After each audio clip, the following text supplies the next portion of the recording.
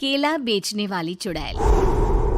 एक बार की बात है, जादूपुर नाम के एक गांव में करतब दिखाती एक औरत एक रेड्डी के लिए गांव में आती है। आइए आइए मेहरबान कदरदान, खाइए रोहड़ा के ताजे ताजे केले। कभी खाए नहीं होंगे ऐसे केले, पीले पीले केले खाइए। ये कहकर रोहड़ा हाथों में 4 केले लिए उन्हें सर्कल में जोर जोर से हवा में उछालती हुई करतब दिखाती है, जिसे देखकर आसपास के सारे बच्चे अपने अपने मम्मी पापा से उस औरत के पास जाने की जिद करने लग जाते हैं। पापा, ऐसा तो सर्कस में बॉल से होता है ना, ये आंटी तो केले से कर रही है। चलिए ना पापा, देखते हैं। रोहड़ा एक पतली सी तार पर चलती हुई केलों से करतब दिखाती है। आते जाते सभी लोग बाहर रुककर उसके करतब देखते हैं और वाह वाही करते नहीं थकते। जैसे ही एक आदमी पास आकर उसे पैसे देने लग जाता है, तब वो कहती है, अरे नहीं नहीं साहब, मैं करतब तो बच्चों के मन को बहलाने के लिए करती हूँ। धंधा तो मेरा केले का है। पीछे देखो मेरी रिड्डी, जो भी मेरे केले खाएगा मेरी तरह चुस्त दुरुस्त और तंदुरुस्त हो जाएगा। पता चलता है क्या कि मेरी उम्र 55 की है। अरे पर ऐसे ठंड के मौसम में कोई केला क्यों खाएगा? ये ऐसे वैसे केले नहीं है साहब, ये शरीर में गर्मी देते हैं। ठंड को दूर भगाए जो भी रोहिणा के केले खाए। पापा, अगर मुझे केले नहीं मिले तो मैं घर नहीं जाऊंगी। तभी उसके पापा कहते हैं कि बेटा, केले ठंड में कभी गर्मी नहीं देते। ये सब कहने की बातें हैं, सामान बेचने का तरीका है इनका। पर पिंकी नहीं मानती। मैं केले खाऊंगी।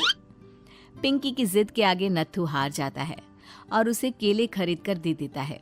पिंकी खुश होकर केले घर ले आकर खाती है। अब मैं भी करतब करूंगी, कितना मजा आएगा। जादुई केले। पिंकी पहला केला खत्म भी नहीं करती कि वो बेहोश हो जाती है। दूसरे केले से एक काला धुआं आता है और रोहड़ा चुड़ैल बनकर बाहर निकल आती है। मेरे भूतिया केले बच्चे न खाए, ऐसा हो ही नहीं सकता। जादूपुर वालों, कब तक बचोगे? आ गई हूं मैं रोहड़ा, जिसका कोई नहीं कर सकता सामना।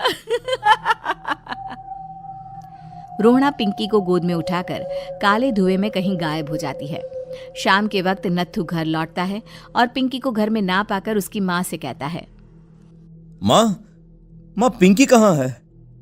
अरे बेटा, उसे तो तू सुबह करतब दिखाने ले गया था ना, फिर कहाँ वापस आए तुम दोनों?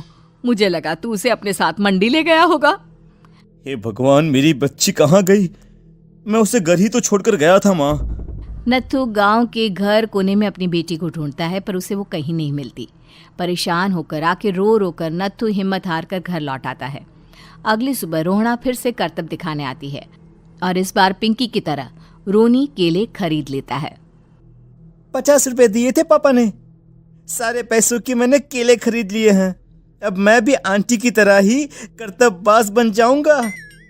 यही सोचते हुए रोनी केले खाता है और पहला अकेला केला आधा खत्म भी नहीं करता कि चुड़ैल उसके सामने आ जाती है। मेरे साथ चलने का समय आ गया है रोनी। ये तो बस शुरुआत है। अब इस गांव के सारे बच्चे धीरे धीरे मेरे कब्जे में होंगे, एक बच्चा भी नहीं बचेगा। ये कहकर रोनी को गोद में लेकर काले धुएं में अदृश्य हो जाती है। इसके बाद हर रोज गांव में से कोई ना कोई बच्चा गायब होता, पर ऐसा क्यों हो रहा है किसी को भी समझ में नहीं आ पा रहा था। रोज की तरह अपनी बेटी पिंकी की तलाश में नत्थू गांव के एक तालाब के पास बैठा रो रहा था। कहाँ गई मेरी पिंकी? शकुंतला के जाने के बाद एक वही तो मेरा सहारा थी। अरे उसकी आत्मा कोस रही होगी मुझे कि मैं अपनी बच्ची को संभाल भी नहीं पाया। नत्थू ये कहता हुआ रो ही रहा था कि तभी तालाब में से उसे शकुंतला की आवाज सुनाई देती है। कहाँ थी तुम शकुंतला? हमारी बच्ची और सारे गायब हुए बच्चे रोहड़ा के कब्जे में हैं। वो बच्चों को जो केले देती है उससे बच्चे बेहोश हो जाते हैं और उसके कब्जे में आ जाते हैं और वो उन्हें ले जाकर काली दुनिया में ले जाती है। पर वो ऐसा क्यों कर रही है?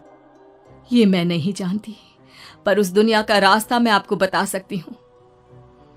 जहां ये नदी खत्म होती है वहां एक केले का पेड़ है, उसके नीचे एक दरवाजा है, वहीं से रास्ता जाता है उस दुनिया का। ये कहकर शकुंतला की आत्मा गायब हो जाती है। गांव के सभी लोग झुंड बनाकर उसी रास्ते से काली दुनिया में चले जाते हैं और वहां देखते हैं कि सारे बच्चे वहां काम कर रहे थे। पापा मुझे ले चलो यहाँ से। पापा पापा। सभी बच्चे अपने मम्मी पापा से लिपट जाते हैं। तो तुम लोग यहाँ तक आ गए? क्यों हमारे बच्चों को पकड़ लिया तूने? तुझे शिकार ही बनाना है तो ले, हम सब आ गए हैं, हमें खा ले। नहीं, मुझे बच्चे चाहिए। मेरे बच्चे के बदले तुम लोगों के बच्चे। क्या मतलब? मैं इसी गांव में रहने वाली एक औरत थी। केले की चोरी के इल्जाम में मेरे बेटे को गांव वालों ने इतना मारा कि वो मर गया। उसी दिन मैंने ठान लिया कि गांव वालों का भी वही हाल करूंगी।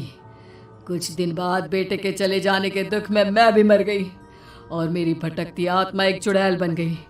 और फिर मैंने बदला लिया तुम सबके बच्चे छीनकर। बर्दाश्त नहीं कर पाए ना? सोचो मुझ पर क्या बीती होगी। हमें माफ कर दो रोना। पता नहीं ये किसकी गलती थी, पर हम सभी माफी मांगते हैं। हमारी खुशियां लौटा दो, तुम भी तो एक माँ हो। गांव वालों की बात सुनकर रोना का मन पिघल जाता है और वो बच्चों को छोड़ देती है। उसके बाद काली दुनिया बच्चों के लिए जादुई दुनिया बन जाती है। अब कोई भी कभी भी वहां आ जा सकता था।